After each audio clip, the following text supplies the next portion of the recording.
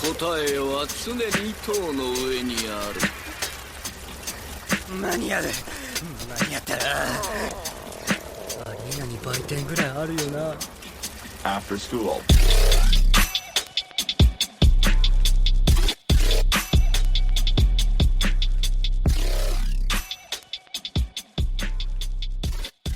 Hey everybody, welcome back. Another episode for the Webtoons here.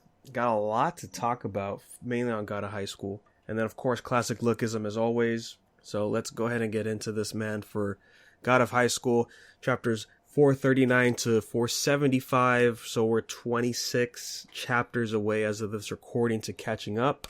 So next episode, we'll probably just go ahead and just catch up to the series. Going through this one, there was a lot that was being covered. And I think it's like, yeah, we're nearing the end. We have to hit all these points right now. And for me, that kind of made this arc fall apart. Because I feel like the pacing was... I think the pacing was fine, but just the way the writing was kind of fell apart for me. In pretty much every fight that we had. I could see what they were doing for most of them, but I was just like, I just wasn't feeling it. I agree. You know, it was definitely a lot of information that was coming at me. And with the fighting taking place in between and even during, you know, they have that, I would say it's more like a taboo in itself for you to be plugging in flashbacks during fight scenes, which, you know, inevitably lead up to more character development during a fight as it's happening, rather than having an organic way of just having them do it like before a fight even starts. You know, I just feel like those things should kind of be separate at times. A lot of this arc specifically had to do with, you know, just characters really just developing over or during fights in themselves. Or the way we thought about those said characters, because during the flashbacks you kind of empathize with Mujin a little bit more this time, even though like he's already like pretty much crippled right now. They really try to make you feel sorry for him. But it's like, no, he's still a dickhead. Yeah, yeah, it's crazy because he is a good guy for the most part in the flashbacks before he meets Mandok and his sister, Mansok. You see him now, especially the way he's talking, and then we get the flashbacks during Ragnarok, you know, and the way he was talking to Mori. No, he's still an asshole. Like, who's even gonna be like, yeah, I'm for Mujin, like, poor Mujin. Nah, poor everyone else that worked under him. Yeah. Especially with P, you know, like, all the shit she's going through, and it's just like, nah, this guy's just an asshole. Like, you only like him because he saved your life. I genuinely feel like if we compare this more or less to what they were doing for, like, the Jake Kim thing and Lookism, like, they're really trying to just really get you to, you know, feel some compassion for this character before inevitably he makes this final decision that we know he's going to be like the precipice. You know, he's going to basically alter the entire story as it is on his own, you know, on his own shoulders. But I think there's like a little bit both of what you guys are saying. You know, obviously they're trying to make us feel more towards him being human. But the way I see his backstory is he's still basically conceited. He's just conceited before he discovered that there are gods and that there are things above him. The best way I can explain it is I feel like he's basically the king of the jungle, but he didn't realize that there is more to the world than the jungle until we get to the first advent where Mansek brings out Beelzebub, you know, and then that's basically where we see the initial hatred between Mujin and God. But even more so, remember back a couple arcs ago when he sees Beelzebub again for the first time, he's like legit pissed. Yeah. And we didn't know why until now. So I think that it really does tie in a couple of things together with a couple characters. But in a way, I still didn't really feel sorry for him. Like even back then, I just feel like, okay, you were conceited then and you're just conceited now. You just know a lot more. In a sense, the flashbacks made his case worse for me. Because just seeing what he was saying and like all the things that he wants to do for humanity, I'm like, but his thing is so backwards because he still hates people. We got that flashback, him talking to, what's his name? The informant guy, the media guy. It was like Little Boy or something, right? Yeah, whatever. Whatever his name was. And he's just like, you don't have borrowed powers, you're worthless. You know, and I'm thinking, you're fighting for these guys. What are you talking about? Like I think most of that's probably because he still hates Taijin. And, you know, Taijin does play a part of him changing his name, like adding the Jin in there, right? Like, I don't know why it didn't click to me before that. But yeah, it's just so backwards the way he thinks. And I get what they were going with, because it's playing mirror to Mandok's sister in the flashbacks when we find out, you know, more about her. You're not helped. These flashbacks are supposed to help, but they're not. If anything, it kind of helped for Mandok, but even then, I'm just like, you got a little too obsessed there, buddy. Oh hell yeah. I mean his whole thing was just, you know, just ultimately being consumed with how do I get to be better? How do I get, you know, to be the true prophet, blah blah blah.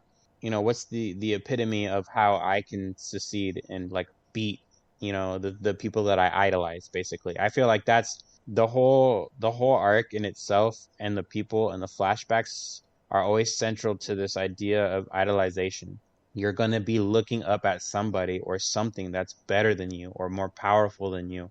I think that part of what you were saying earlier, like how it's kind of like one way with Mubang, and then like he'll just do something else entirely. It kind of does stem from her. Like she hates humans. She's mentioned that a bajillion times, because she, whether she wants to or not, she has that mind reading power, and it just, you know, automatically turns on. It does things whether she wants to or not. So she can't really help the fact that she always has to hear people's inner thoughts, their true thoughts, their disgusting, selfish, you know, just morally bankrupt just things. And that's why she's like entirely sick of hearing everything. And he took a little bit of that with him when she passed on. You know, I think that's clear that's I genuinely believe that part of the reason why he treats non-borrowed power users and like coined the term dead batteries, all that other stuff, is mostly because that's also part of her ideology. Even though you're a weakling and you don't have any power, that doesn't stop you from being like a grotesque fuck or a murderer or a serial killer. Or not, well, I don't want to use two subjects, but like basically like just all the scum of the earth. It never stops you from being a scum, whether you have power or not. As long as you feel or see something that's weaker than you, you're going to eventually develop into this, well, what they assume is an innate, natural human nature.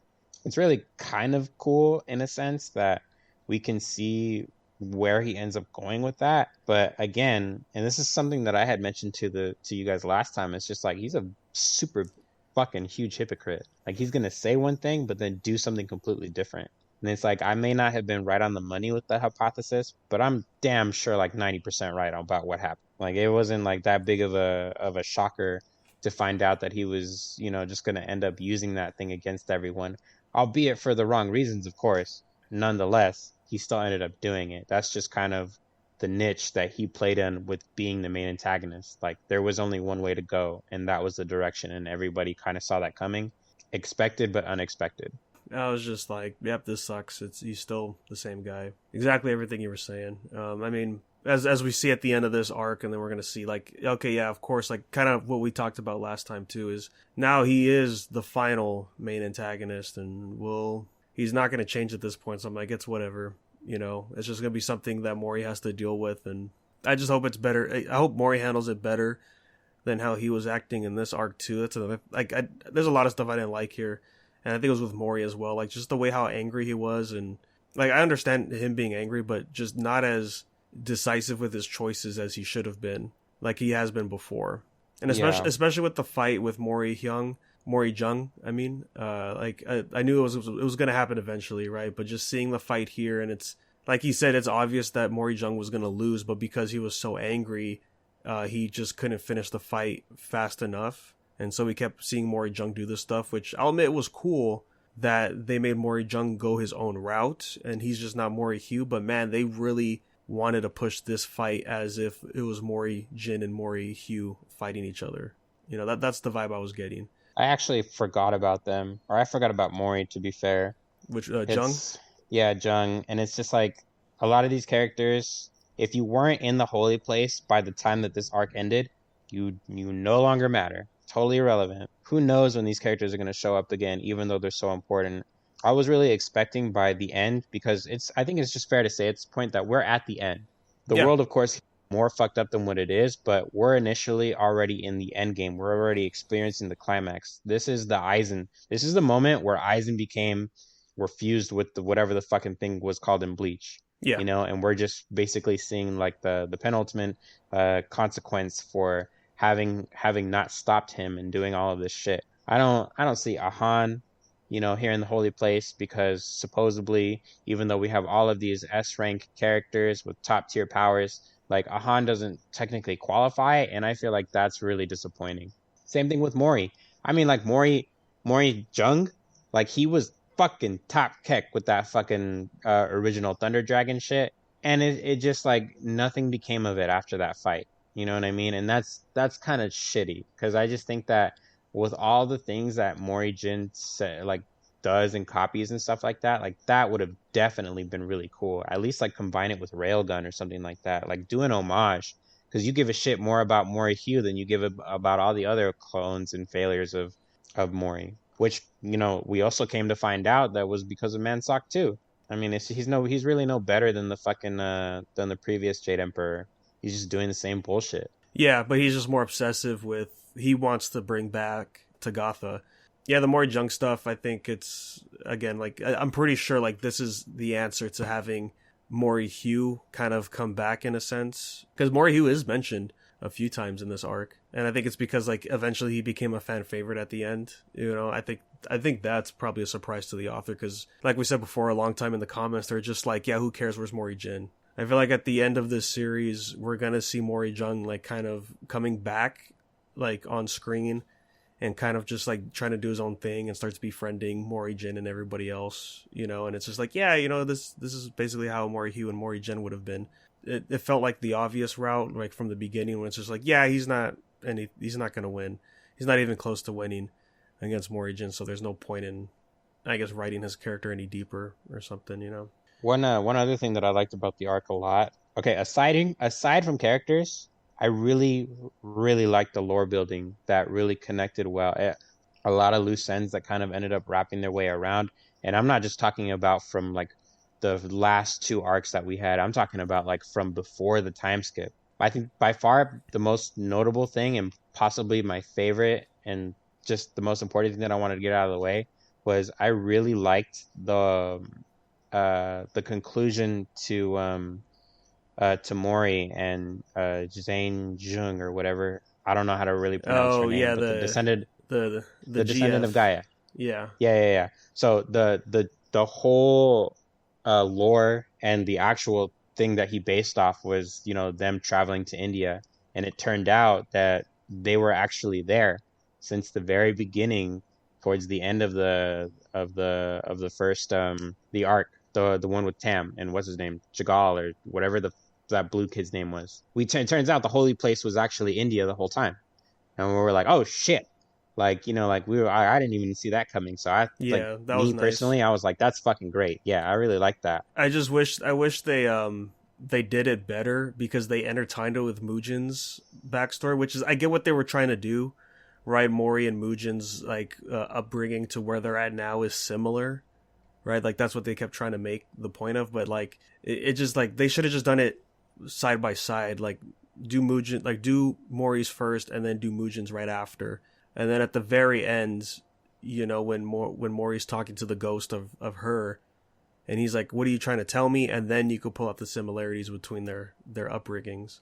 I think a better way, I don't think that the way that they did it was technically wrong. I just think that the way that you would think about it, what leads you to not really see it in a good way, if that makes sense. Because I know that for the most part, you are absolutely correct. The focus was more towards Mujin, and without Mujin entirely, we wouldn't have gotten to that point where we can see that, okay, Mori and Mujin are actually pretty much one and the same to an extent.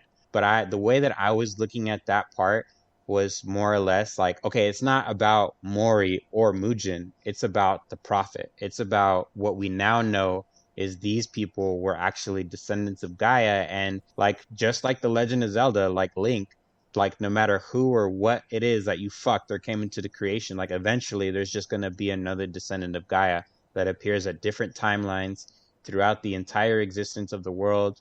We had the original member of the Six, the very first borrowed power user. She was the very first descendant of Gaia, right? Or actually, Yeah, she's Yes. one of the first. Okay.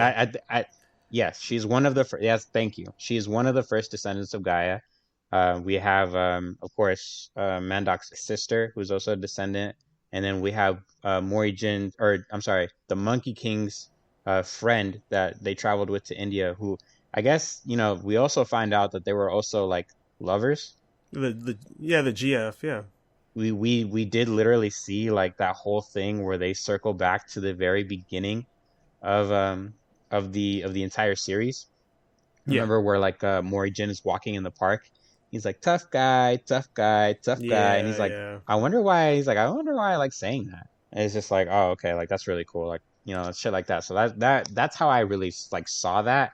It wasn't to me. It was more towards like just acknowledging that there was these these sediment characters that had to have existed throughout these timelines, and that each and every single one of them, albeit different, all coined the same purpose, which was to be eventually, the true prophet that will bring about, the Advent Maitreya, whatever his name is, Maitreya. My problem with it was just like it felt jumbled. There was just a lot of back and forth, and it just makes it feel like it's all over the place. But you're right that they are complementary, so that way to get that point across about Tagatha and how like he actually is an important character. What didn't really make sense to me though was towards the end. I think it is 475 in itself, where they Mujin is inside of like the library, like between the realms of time or whatever the fuck, like like a little crack. He's in Yeah, he's talking to Amelia, like the god. He's I what was funny? I compared that moment to part 6 where Emilio uses his stand and they're in like the little piano room, Oh yeah. Like that's just how I saw it a little bit. And it's just like, I thought of that moment and it didn't really click with me, because she's talking about like, oh, you're special. Like you have all of these different prophets in you. And some of them weren't actually even related to Mujin at all. So I'm really utterly actually confused as why he has all of these different people's like power absorbed into him, and it's not more or less like relationships he established. The only thing that made sense to me was that he like somehow retained a little bit of those powers through Wi-Fi, as if some of those things stayed with him. But honestly, to me, that was just a really big stretch. And other than that, I was just like, okay, like whatever. This is just a plot device. So far, the good thing that I can say about this arc was that we finally got, to that point where, Mira and Dawe ended up doing Their fight. Yeah, their fight. They ended up, reconciling. Like it's something that we've been wanting for a long time. And even then, when we finally got it, I feel like it wasn't enough. And it still really isn't enough, because by the end of the arc, it's just like, they're not even there. Rest in peace, Xiao Chen. Yeah, that was my problem with it. I think it's Daiwei is for me the problem, because he's too stubborn. He should have died. Yeah, it's what Sujin Lee, the one with Pandora. It's like she said. It's just like, yeah, he kind of sucks, because it's like he only cares about one thing. That kind of hurts his character when it comes to that, because she had to die for him to wake up, and that sucks. The fight was great though, but all that build up was like it took that much for him to like stay like, okay, I'll stop. I'll say though, Mira got a cool like Witchblade looking look with like all those things wrapping up on her, like that was real. looking like Naruto when he got the 6 tails. Like how it kept one eye open just so she could see what was going on. Mm-hmm. What was that? Was that that was Tathagata fucking coming in and trying to take over, or what? Yeah, that was Tagatha. He was trying to consume. It's because she had the blade of Tagatha, but she also had the arm. So he was trying to at first, basically, Mansake was using her disciples as the energy stones were inside of them. It was also a trap for Mira herself, because she's the conduit for all of her disciples. They were always giving each other life energy. Mm-hmm. So like when they activate, and because they were next to her when they activated, it also activated the trap for her as well. So that way it would basically, she would be absorbed completely by Tagatha. And already, I don't think it would have been enough to revive him, but it definitely would have been more than enough to, to at least like do some sort of tangible damage or tangible physical, anemone of his actual being. And that he probably would have been able to mess with somebody or like possess somebody at that point, Yeah, I thought so, because that seemed like a really savage power. It seemed too savage for Mandoc, honestly. Yeah, Mandop's he's just obsessive and like he doesn't try to go as well because he wanted Mira to be the conduit, so it's like you can't really fuck with her too much. Yeah. He had a lot of he had a lot of backup plans though. I mean, it was Yes. just like if that wasn't gonna work, I'm already here at the holy place. I just need to kill Mujin, and then I can sacrifice him, and then I'll be the prophet. So he was like basically prepared on all sides for a million things. I think the only thing that he couldn't really have control over was the Generation X thing. That was just evidently the one thing that he didn't see coming. And I'm like, okay, good, because I guess like you didn't really expect Mujin to be a dad at any point. Like you didn't really like listen to him at all when he talks about cultivating humanity and doing all these things. Like I have a feeling that he just really wasn't aware, or he's been underground for too long to really not pay attention to those things, which is kind of upsetting because he's that character, especially his backstory that talks about science and fucking humanity's perseverance. Like he was pretty much the reason why fucking Mujin came up with the Project Wi-Fi and like all this other shit. So to me, I just kind of felt it ridiculous. Like you didn't really see this as a possibility. Like you, the guy who used to be in a wheelchair, who now like stands. Like just because you have power transfer doesn't mean that you had to give up on science now that you can fucking shoot swords everywhere. So stupid for your character to change that way. No, I think it's because he's blinded by his goals, and then also going into the flashback with him, like when Beelzebub was out, like before Beelzebub came out, and he was saying he was the prophet, and just he was reciting like the prophecies as if he already made them happen. So I think him not thinking Wi-Fi would work, I think plays a part into that. But yeah, like the more they try to write with Mandoc as well, the more I was like thinking like this is a mess. Like I think they're just trying to pick up something, but it just wasn't working. Yeah, I don't know. It was a lot of that was just kept happening for this arc for me. I just wasn't really feeling a whole lot of what he was trying to write. And I think again, it's part of that, like what you said earlier, is that like we have to get everything set out of the way before we hit this final stretch of this series. And that's just the problem, is he took too long on a lot of this stuff. Like if the Mira stuff happened sooner, like an arc before this, there would have been more time to flesh out more of this stuff to make it better, I think. The other part of that problem is that he has a lot to do. At this point, he's created so much characters, so much content, so much lore that he's like trying to work in all of these things at once, and there's only so much that he can do. And of course he has to have dedicated pages and panels for these certain characters because it doesn't have anything to do with anything else. But if he really wants to make things like crystal clear and concise so that there are no loopholes, or that there are no like questions that we could have asked, basically like why couldn't this character have shown up during this point and stopped Mujin, he's basically going to try to do things at his own pace, and that's really not the way to go about it. But at the same time, I just feel like, like you kind of fucked up anyway, just creating all of these characters. I just feel like you kind of, maybe some of them didn't really need to be there. Like for example, I'm gonna, this might not be the best hot take, but I'm gonna just say that Mori Jung didn't really need to exist. I feel like if the lightning bolts were going to be taken, it didn't necessarily had to be taken by another clone of Mori. He could have just lost it. He did give it up, just like he gave up the battle armor. Dean had the battle armor. He's not a monkey. He's not even a clone. He was just somebody who had the will to respond to it. I feel like if he could have established that with somebody who was more or less inclined to be able to control the thunder, like it would have worked out. Like I could have honestly seen one of Mujin's executives before they all got killed off, and they could have absorbed it. Like I don't know if it made sense to you guys, but when Sujin fought Executive O and killed him, did it make sense to you guys that she became the new Dragon Mother? No. Nah, you're right. See, that's what I'm fucking talking about. Like, I think I don't understand why either that she has to be the Dragon Mom, because it's not like she needs something new for her character, you know?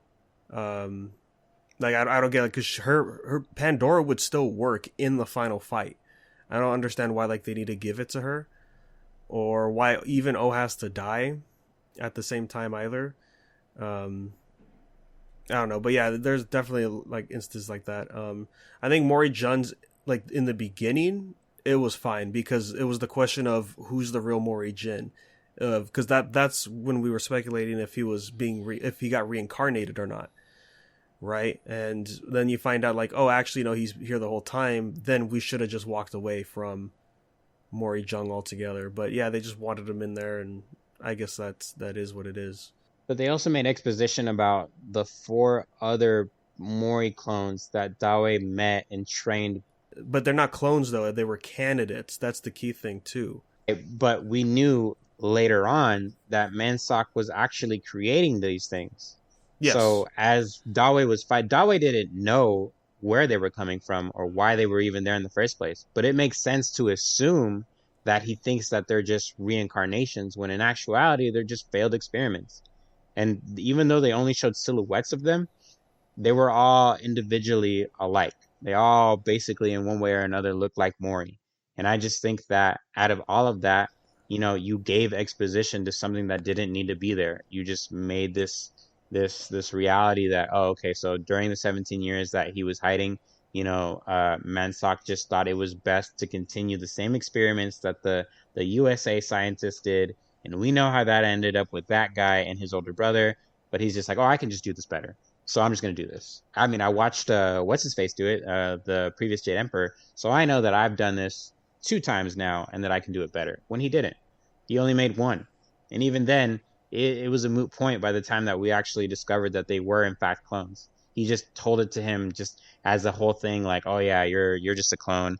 But that gave that exposition in itself was only used to fuel the fact that he could be upset that he's, you know, exists to be a failure, and that gave him the hatred and the discipline for him to learn the Thunder Dragon. And that was it. That was the only thing that it was used for. And that's just unfortunate. That doesn't really, like, I would honestly just say at that point, I was just like, you didn't really even need to be there. You might as well have just gone even to a farther stretch and then just try to bring back Mori Hugh, for all I care. I mean, I understand what they were doing. Like you said, like, I don't feel like that was the wrong move, especially because it did work well during the, what do you call it, the 17 years later. Yeah, the 17th got a high school tournament, yeah.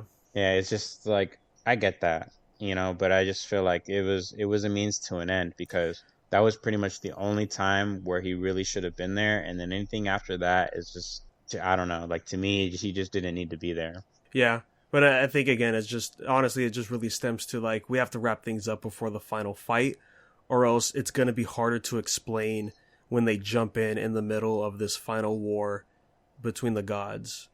Everybody's back. Yeah, I mean, come on. I mean, I think the best part for this arc was at the very end, when shit, like, all these portals and demons and stuff were coming in, and we see Uma coming up saying she misses her husband, and I'm like, finally, bro. Yeah! Heck yeah. Not all is bad. Yeah. We get Cow Mom Warrior back. Where is he right now? I'm sorry. I that was the one thing that also confused me during the arc. I don't know where Bake is right now. He's on the moon. Still on the moon. Yeah. Yeah. Yeah, he's building the Stargate. That's the Stargate. Yeah. And as he mentioned in the arc, he's going to try to cipher that life energy that Mandok is using to open the portal to bring her back. Yeah, but I mean, doesn't it automatically open anyway? I mean, that's kind of what we saw with Odin and Satan. Like, just the very, like, at 475, like, you know, he just basically says it out loud, like, hey, it's time for us to go, hey. And I'm just like, so are you going to go through the same portal that Bake is opening for Uma, or are you? No, he's making his own. All right, because I guess I forgot they can do that. I didn't expect a portal, like, of an army of these angels coming back. I thought, like, the energy was specifically just going to be for Tagatha. Right. Yeah, so that caught me by surprise, and I'm like, okay, but I'm assuming Uma's like not even in the same place as Beelzebub or Odin and them are at, so I guess he kind of has to. So we'll see. I think didn't Mugen who signed the promise? Was it a fucking Mugen or No, it Mori? was Mori, It was- Daiwi, Satan, and Odin. Damn. Was R dead at that point? Didn't he sign it too, or No, he no, was dead at that point? it was the gods, the king of the beasts, and the king of the humans. Like they all came to an agreement. Hmm. And that's where we got that scene where Executive P was just like, it's as if they represent us, you know. And I'm like, I still don't understand where this hatred is, you know, because, you know, the one thing about Mori that makes him special, aside from him being the Monkey King, is that, you know, he grew up on Earth, right? He knows martial arts, grew up something as a gods human. don't do. Yeah, he grew up as a human. That's why he's there fighting for them, because that's his home, you know. But Mugen's just too blindsided and stubborn to realize that. Bingo bongo. But speaking of assholes, man, you know, one thing that really caught me off guard was the Generation X guy that has the Korean borrowed power, and like him hating Executive P. You know, like he's all for Mugen, but not for his girl. You know, that really threw me off. Yeah, I'm like, when I saw him just stop Dean, I'm like, dude, what are you doing, man? Like, are you'll take a bullet from Mugen, but you'll fucking just hold Dean back? That's crazy, dude. Yeah, and to let P die, you know, Yeah. like that was so crazy. No, his character just totally went to shit. Like Yeah. you know, he was a very like, and it was so, I don't even know. It's like mind-boggling to me because, you know, when they were fighting, I don't even remember his name. The other guy, Oh, the Dusik? red-haired guy. Yeah, Dusik yeah. Kim.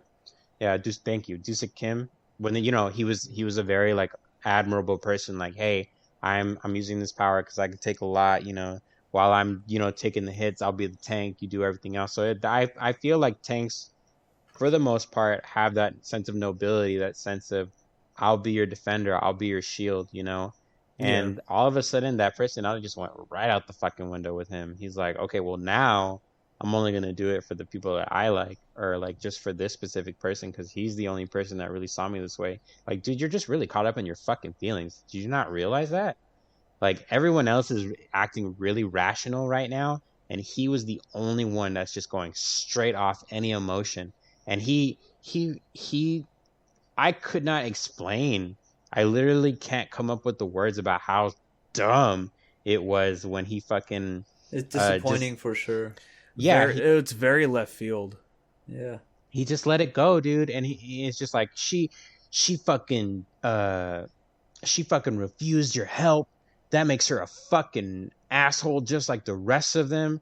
Just because like she wouldn't say out loud that she didn't want the baby to be compromised because she didn't tell anybody that the baby might come out malformed.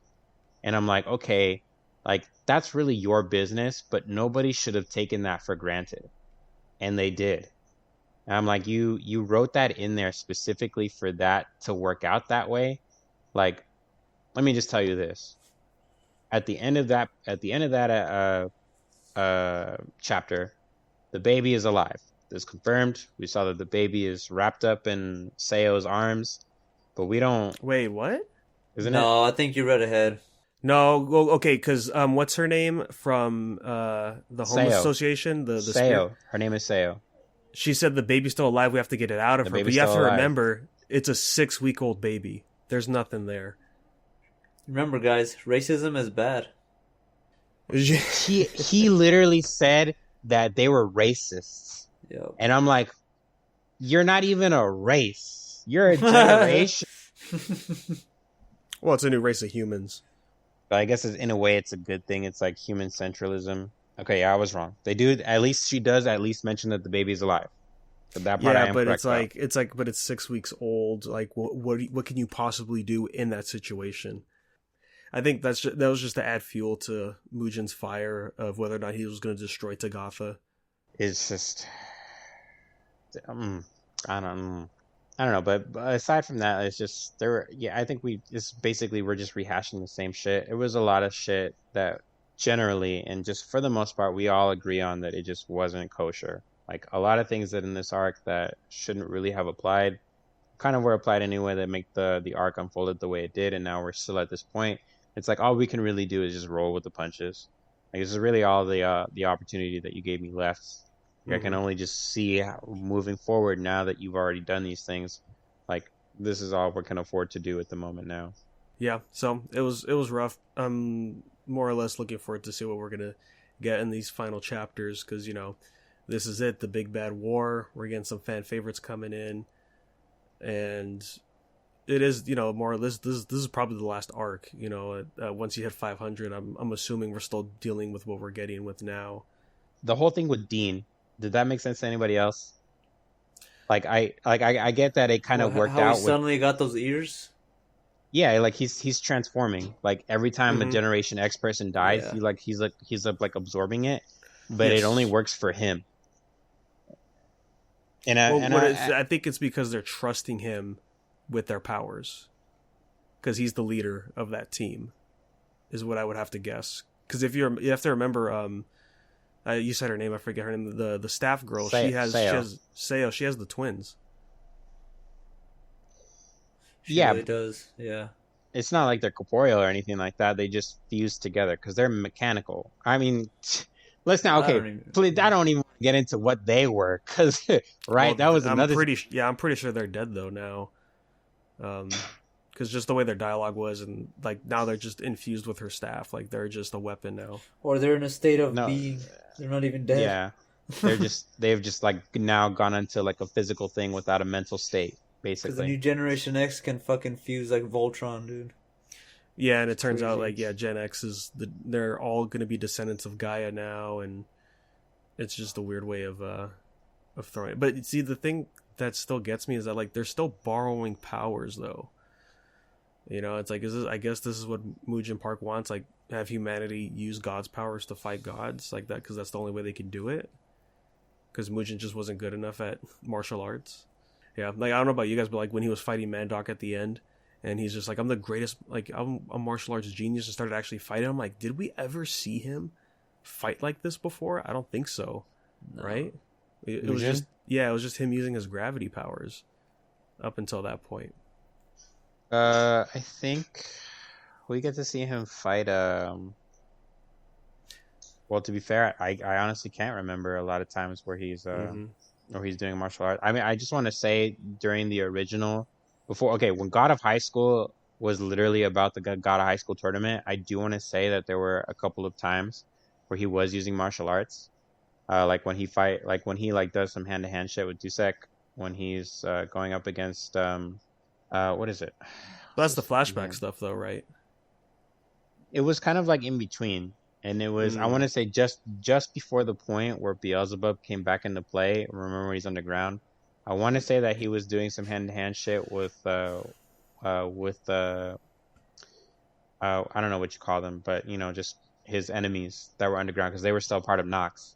So he was just doing that, that Team A shit on top and then Team B shit underground. Remember when he was like temporarily teaming up with Unagi and Mori Jin and his team? I want to say that he was doing a little bit of hand to hand right there, but I couldn't be for sure. He barely uses it up to an extent. He was always using his power. Yeah, I just hope all the fan favorites can get their time to shine, and honestly more with Dean, because I don't think like the stuff we had here with Dean, I don't think it's really just helping with his character. I just hope everybody has fun. I hope we see more Ahan. Like I want Ahan to be central to the end. I don't think she's gonna. No. But I really hate to see that she really got all of that power and all of the energy just to have them do nothing with it. And I think it's more or less a cop-out if they're just going to have her go up against somebody that's like within her reach. Because I just think that just defeats the whole purpose. Like, what is the point of, Mugen's flashback, which, they also compare to everybody else when they're like, why do you always go after weaker people? Oh, actually, they did the same thing with the Monkey King, too. Remember? It's just like, you go after weaker people and you're never going to get stronger. If you're going to kill anybody, just kill people that are stronger than you. That's how you gain power. You know what I mean? Like that's how you get better. And it's just like Yeah. I feel like the same has to apply to every individual character. Yeah, I think we're just gonna see her. We're gonna see her for sure, but it's gonna be one of those things where she's fighting the generic army that's popping in. I mean, we're gonna see the gods come back. I don't know how many, but it'd be cool if she could team up with somebody to fight them. Yeah, it just reminded me with Satan coming back. I'm pretty sure he's gonna want to fight Mori right off the bat, so that's gonna distract Mori from trying to stop Tagatha from being fully revived, kind of thing, and that's gonna be pushing the plot forward, if I had to guess. So again, I just can't wait to see the fights because as much as I didn't like the writing in here, the fights were still pretty solid. Been a long road. It's been a long 400 plus chapters. Yeah, buddy. So with that, let's go ahead and get into some Lookism, man. Chapters 3 and 4 for One Night 2. Picking up where we left off with Jake Kim here at the club, while Vasco's busy distracting all the bodyguards downstairs. Jake Kim's getting ready to fight the main dude up top. Fight question mark? Yeah. We got the sound on when we read these? Oh, fuck yeah, dude. Come on. Yeah, I was like, oh yeah, no, the club music would still be playing because we're still. It's less. Honestly, I think it's less good because there's not a lot of fighting on this one. No, it's just a lot of breaking down what Jake's gonna be doing. Yeah, more dialogue. Fucking already coming through with the lies though. It's already. And fucking Tom, dude. Tom Lee. Like, can we just talk about him and his fucking testosterone, dude? I'm glad he popped up, dude. That was hilarious. Yeah. Oh, he popped up, all right. Yeah. Hey, look, he popped up hard. You know what I mean? That's how he always is. Yeah. Erection. Yeah. And see, when they called him and said, like, hey, did you bring 2 people for the interview? And he said, yeah, I thought he was just playing around. And then we saw Vasco already knocked out the other guy. And I was like, oh, I thought it would have been better if he was like, who cares? Sure, I sent 2 people. Why not? Yeah, right? That's what exactly he would do, too. It is because it's his attitude, Yeah, dude, he's like, I don't give a fuck. But in reality, he really kind of does. Yeah, I guess when it comes to work, that stuff like that matters. Yeah, Tom Lee was great. My biggest complaint, just to get it out of the way, is the chapter cover story with Daniel Park. Yeah, I forget you don't like fat people. You don't like big people. I don't like what they're doing with Daniel. Like he's just a fucking joke. Bro, I heard you talking about Thor. I remember that. Oh, I hated what they did with Thor. Yes, that's not a secret. Like I fucking hate Fat Thor so much. What did you hate about Fat Thor specifically? He's fat. That's it? It's just fucking fat? I love it, dude. You walked right into that. I know what you're setting up. No, I mean, yes, it's fat, but like they just ruined Thor's character in that movie as well. But like, no, just the second chapter cover for 4, and just seeing like Daniel's getting fatter during the training, it got me upset because I'm just like, why are we going this direction with him? I don't get it. Like, I get it. He has a fan base on K-Twitch, but no, it better come out. It better come out with something good, like with Vasco with the bears and shit. Or isn't that how we got his fighting style through the fucking cover? Yeah, he met his master through those covers. But I don't even know how to say his name. Breakneck. Thank you. Breakneck. Thank you. Breakneck. No. Then it's fair to assume that even though he's still fat, at least he's going to learn some more fighting moves, or he's going to be able to take more punches now because he went through this vigorous training with what's her face. Yeah, but I'm just thinking. I still think back to when after the runaway arc, and he was hanging out with Zoe and them, and Zoe was like, "Oh, did you get taller?" And like he was starting to be his own person, and it was enjoying his life, and now he's just like, "Well, I gotta be fat because I need to make money." Like I just don't really like that with his character. Well, I mean, he does have to make a living. Hey, he could have just stayed at 7-Eleven. I would have been fine with that. But I think eventually it would have gotten to a point where he's going to have to try to make more money, because now we're coming into, like, the workers is an actual thing. Like, we have to take into account that they're getting involved with companies, with multi-million-dollar, enterprises. And then the fact is, Choi himself runs a business. I mean, the whole, whether you realize it or not, it's not really a big part because they don't really they don't really try to stretch it out everywhere a lot, but everything in the end is gonna involve around what's gonna make you the most money. How are you gonna get it? What's the legal and illegal way of doing things? And anybody who can just think of working part-time in a convenience store graveyard overnight, it's just not going to be enough. Eventually you're going to have to do something else. So I think it's a natural move for him to do the Twitch thing, because even before, or even now, technically, if we take real life into consideration, this is a big move. People do make like a lot of dollars, big bang bada boom from this kind of thing. So it more or less ties into what's going on and with reality. This is a natural step for people, who don't have the best things in life, like good looks or money, like Jay. I just think, like I said, to me anyway, it may not have been perfect, but it is a foreseeable, natural progression that Daniel made for himself. So I do have to give him kudos for that. That's my problem, though, is it doesn't feel natural because he's regressing his character. Because the reason he got popular on that streaming service was talking about him being bullied and people liking that, and then just him eating and really not trying to improve himself.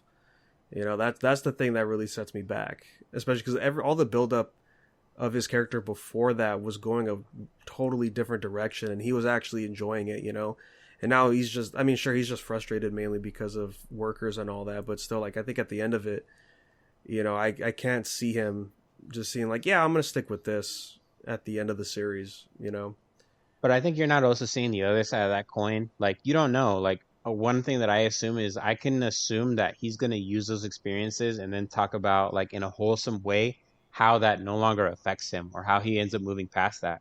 Like, he could share his experience with Logan and albeit leave out a couple of things, but just make the point of, hey, I had a bully. I stuck up to my bully. May not have been perfect. Sure, I had some scrimps and bruises, whatever the fuck, but I did it. Like, I overcame that. And I think that would, again, be a natural progression to his viewers. Like, hey, this guy was bullied like us. He looks like us. He does the same things as us, but he's very confident with himself. So if he can do it, I can do it. And that's basically what he's trying to do with his viewers. I just think that it's a natural thing that'll end up happening. It'd be cool to do that, but his audience, they're not those type of people. So I can't see them being supportive of that, and that could end his streaming career as he's trying to go that direction and people think it's boring for him to talk like that. I could see that happening. I can also agree with you on that point too, because maybe he's not meant to be doing the streaming thing forever. Maybe it's just only supposed to be during the continuity of the workers arc, until we finally get to this penultimate thing between Big Deal and workers. Was it workers? What is Samuel with? Workers. Yeah. In general, we know that based off part 3, I'm sorry, this first chapter that we're reviewing, part 3 of One Night Part 2, is, the main focus is Sinu. We're gonna eventually find out what happened to Sinu. We're gonna learn what these numbers mean.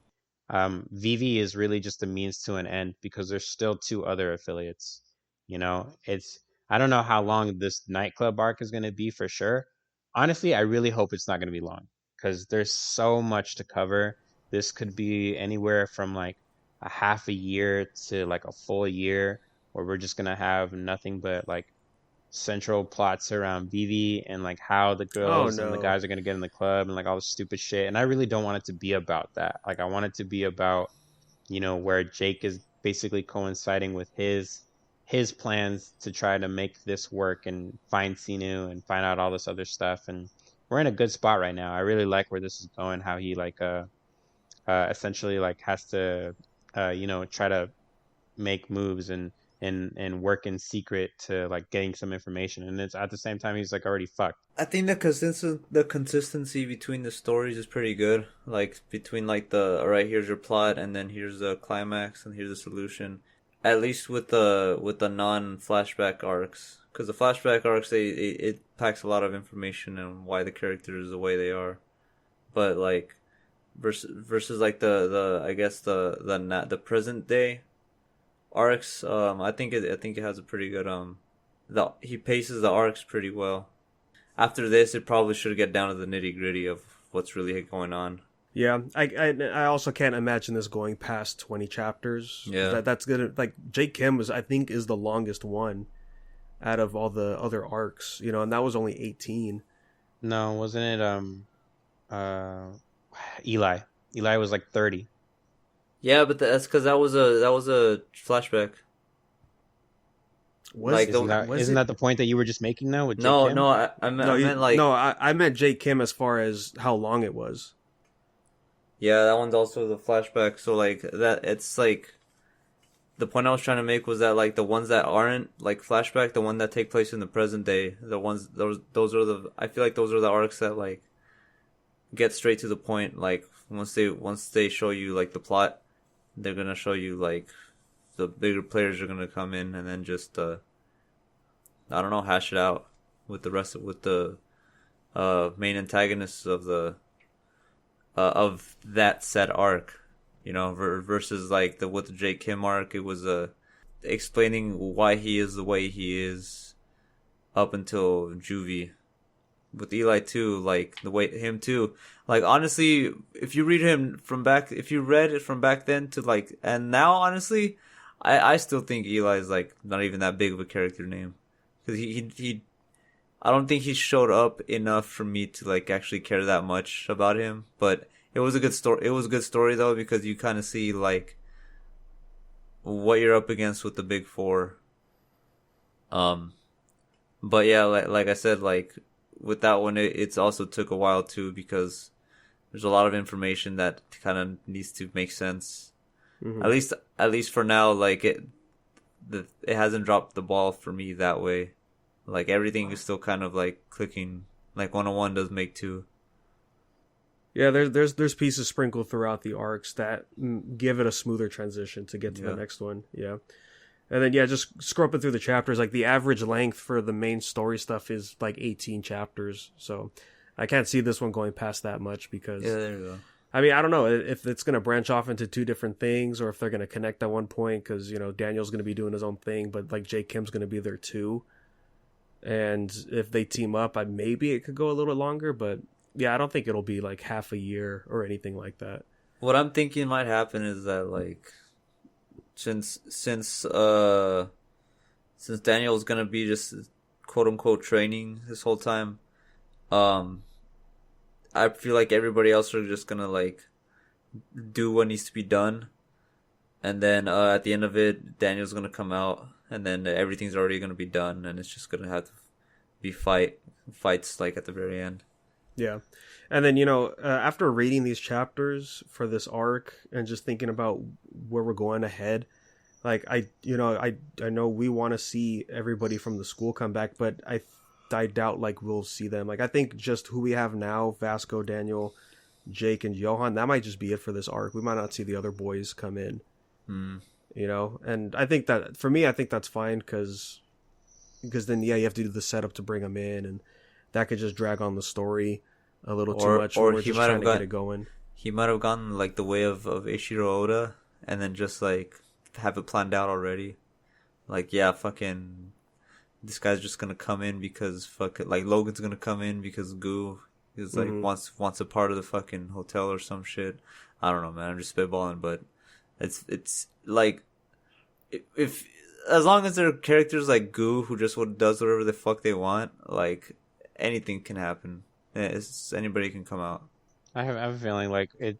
One of the things about Lookism is it's not the same as God of High School. We can say unexpected but still expected, or the other way around, expected but still unexpected, whatever the case is. But it's just like for Lookism, we develop more or less like I want to say like a local community, like a neighborhood kind of thing, which doesn't really make sense because Korea is a huge fucking place. It's got districts, all this other stuff, but inevitably, yes, like I feel like Jay's correct. Like these guys are always around, one way or another. These guys are always around. That's pretty much how we got Vasco. He's just like, oh hey, I'm just walking around in the street, fucking. Just by dumb luck, he ended up in front of the fucking one of the 4 affiliates. Who are we to assume that Mira isn't like dragging Zach along and be like, oh, you've never taken me dancing before. I've never like do this, and he's just like, oh, I'm just trying to do this. So I feel like in this case, he's just following Johan. But yeah, I get what you mean. But yeah, he could have done it that way, but it also could be a coincidence, like most things, or he could be like, oh, I'm just doing this because I'm trying to get you and my mind off of Zach or Johan. And then, oh, lo and behold, here's Johan right here. So here's another fight between Zach and Johan. And then, of course. Or like out of left field, Vin J just comes through. You always know that wherever Vin is, what's her face is too. And I Mary fucking Kim. love Mary Kim. I think if I had to take a guess, I would say the author here picks and chooses who he wants from the school to be involved in the arc, which is, I'd say that's probably the best route to do it. Yeah, it's like choosing your own team for RPGs. Yeah, and plus, yeah, like like Jerry said, like the Oda stuff is happening here with like you just said, Zach's looking for Johan, but he's probably going to start training more because he got his ass whooped last time, so he's going to be out for a while. With Hot Daniel not being active, we're not going to see I forget his name, the blonde guy, Jay. Yeah, I don't see him coming into the scene. And then Mary Kim and the other guy, like, they're cool, but I think like they want to be out of the story as much as possible, kind of thing, For sure, I was just shooting names out, like out of left blue names, because like there's gonna be a reason. There's gotta be a reason if some shit like that. I don't think you guys are necessarily wrong about anybody that you just mentioned. And one of the things that I'm thinking about is let's take Jay for example, right? Jay's sister is a model, so she probably likes to party. She's definitely a people person. Who knows? She might just pop up, and it kind of makes sense for her to be there. And then because she's there, Jay might want to be there too to make sure that his sister is okay. See, you see how fucking easy it is though, for real. Like, well, wait, hold on. Not only that, remember they also have an older brother. This older brother could definitely be there with his posse, and boom, that's how you get Jay's brother there. Fucking YG or whatever the fuck his name is. Yeah, whatever his name is. But anyway, that's my point. It's just like these little happenstances. They all really just, in a normal sense, they all kind of connect and make sense. I think just for me, at the end of the day, it's about how crowded you want the current arc to be, and just having the high school characters come into this crazy business might just be a lot. Yeah, it is taking off, isn't it? Past high school levels that shouldn't even be there. I think Hostel was the point where it's just like, oh, we really have to start thinking about what we're doing here. Like, you have to think about it like in Vasco's stance too. Like, his world changed completely. Like Burn Knuckles, I mean, there weren't really a gang necessarily. They were just more like guys hanging out. Bunch of hoodlums. Yeah, they just looked like a gang, and that's why people would target them. But now it's like they're seriously involved in stuff. Like the game is changing, and that's why I mentioned like Mary Kim and the other guy. They don't want to be in here because it's like we didn't sign up for this. Like, we're just normal people who they had their own arc already. Yeah. Now that you're talking about it, I literally just remembered that J High has like 3 different like types of students. Like they're fashion students. What is Vasco's? They're like carpenters or mechanics or something architecture. like that. Architects, yeah. So there's fashion, architect, and who was the last one? It's music. Music, right. Why does any of this shit matter again? It was, I mean, that's how the series started, with all of that elements playing out. But now that we're shifting away from it, all of it just loses its relevancy for the series. It's supposed to be a high school manhwa, but it's not. Well, part of it, most of it, is supposed to be a high school manga because they're all of high school age. They all go to school. But now, we now at this point the scales have tipped. Now we have a lot of characters that are outside of school or dropouts. Just people that don't really matter when it comes to what school is actually about. And yet they all in unity reference Daniel's team as J High. The J High kids. Those. Well, it's because they're all specifically from that high school. Yeah. Well, yes, of course, but it's like I think about it the same way I think of Scooby Doo. All those meddling kids fucked my life over, these goddamn brats. You know what I mean? That's all they basically are. The way I see it, Oscar, is like a delinquent manga series. Like Crows and Worst. It takes similar steps. So like, it's set in high school. Most of the characters are attending school. But all the serious stuff that matters in the story does not involve the school whatsoever. And majority of the people that they have to fight are just around that age group. Like they don't go to school and like they're just doing their own thing. That's how I see it, and like it just makes sense. I get some Clover vibes. I fuck with it. Like I fuck Yeah. with it really heavy, you know? It just from time to time I just have to remind myself, oh yeah, this is how it started. Yeah, it's You know just what I mean? that's just the problem though, right? Is how it started. Clover and those other delinquent mangas don't start off with those comedy bits and hanging out, gossip, and all of that. It starts off right off the bat. Yeah. But I enjoyed these chapters though. There's a lot of humor in here. I thought that was a cool change of pace. Especially with Jacob Kim, as he's going by. My ass is my best part. Yeah. Yeah, a lot of funny stuff I wasn't expecting. Like Vasco's Vasco's teacher. I was like, oh, he's about to join the fight, and they're just like, we were going to report him because he has a license. He's like, sorry Vasco. Awesome. That was fun. Yeah. Up for a second there, I thought he really was gonna do some shit. I'm like, oh shit, we spoke too soon. But then I spoke too soon about speaking too soon. I'm looking forward to this next fight though between Johan Vasco and Jake Kim.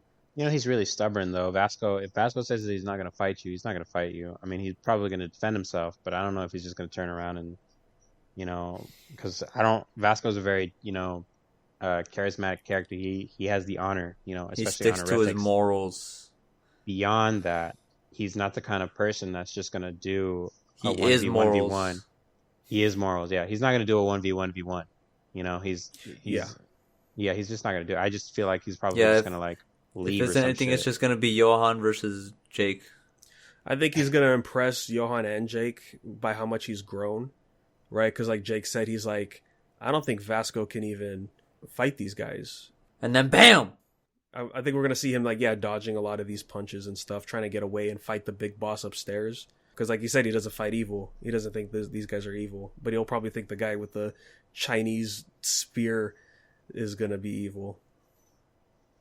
Yeah, another thing is, we have to take into account now that the creator of Lookism has another series. And towards the end, we had a lot of people suggest through the comments that Johan's new Taekwondo he had learned from this, this other character from this other series. So this is probably where we're going to start looking into, if anything, where he starts tying in his series together. I don't know if he's really going to try to delve into it too much, or if it's just going to be this one instance. No, it's more than one instance. I haven't started reading it. Adam has read it, and he mentions in that series, which is a Viral Hit, that they reference Lookism over there as well. Okay, so it's basically confirmed that it's within the same universe. Yeah, Viral Hit. I literally only heard about it because there was an ad for on Lookism, like after the end of one of the chapters. I think Viral Hit popped up, and I was like, "Oh, what is this?" Same author. He doesn't write it though. He doesn't draw it. He only writes it, right? Which makes sense because like imagine trying to draw 2-colored manhwa series a week. Especially with Viral Hit that updates every or twice a week, which is crazy. Maybe next episode or the episode after, we'll definitely take a look at it. Yeah, I'm definitely gonna check it out. But yeah, other than that, these 2 chapters were cool. Definitely with the laughs, it's a good change of pace. Try to get a lighter tone before things start getting serious. I thought that was fun. Yeah, the music was great. I kind of wish it was different though, just a little bit. But I'm like, I get it. They're still in the club. Like, I'm sure this same song is still playing, I guess. I know, yeah, because it's like, but that would also show you a time frame, because it's like he remember from the first part, from chapter 1 of part 2 of One Night, when he entered the club or when he's outside the club and we can kind of hear the music muffled or whatever the fuck the case is. It's just like, how long was he in there? The transition from him finding Oldface to sneaking around him to you going upstairs and doing all this shit. It's like, that should have been at least 10, 20 minutes, 30 minutes, if anything, when he has his interview. And it's still the same song. The other thing that I liked, as a last thought, I like that we actually get to see Vivi's personality. And lo and behold, she has a personality. I was going to say... She's a bitch! Well, yes, thank you. But also that she's like a prima donna. You know what I mean? So, which makes sense because she's like the heiress, So I was like, okay, well, that's basically something that we should have already expected. But at least we get to see it now. She's not just like always, pilled out or, whatever the fuck she's on. And she'll eat chicken feet in her spare time. For Yeah. real. Can you even eat those? I thought she was sucking on them. She dude, she's sucking on chicken look, toes. She threw it at the wall, like straight towards his face, and it literally penetrated the wall. No, she sucked on it like a candy cane, and then it just fucking like a dagger. Yeah, people like chicken feet, man. It's weird. It's not me, but yeah. Yeah, I'm not it. That's not for me, my guy. Yeah, I think she's definitely going to show us why she's the third affiliate.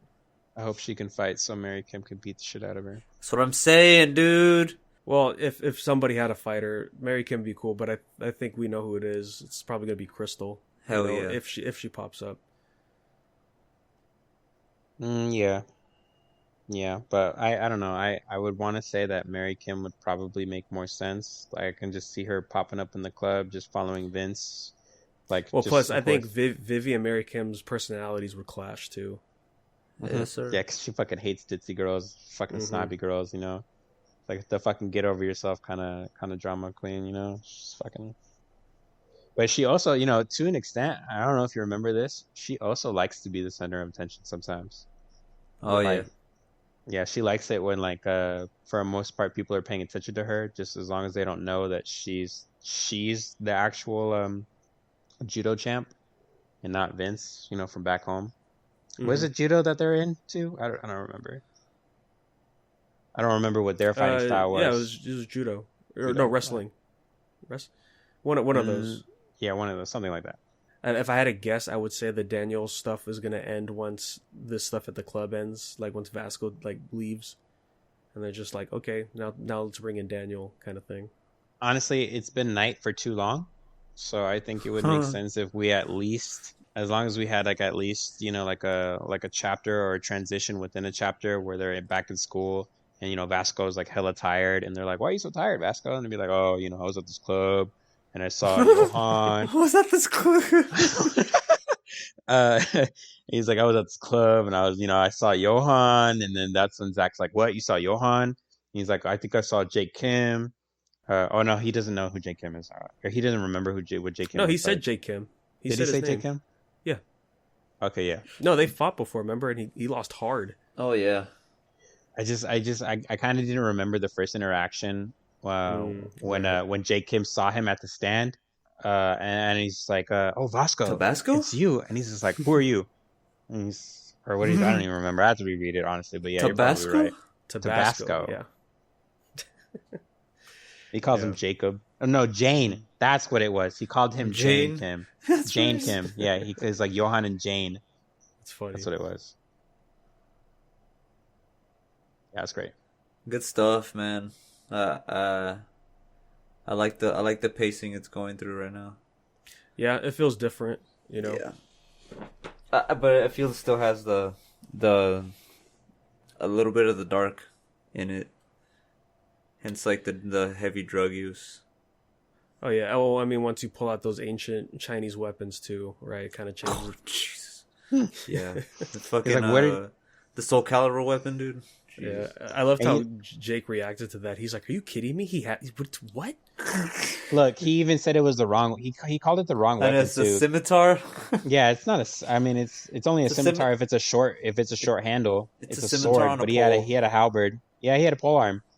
That's what I was thinking too. He had the little Chinese polearm, the halberds or whatever. He had Killick's weapon.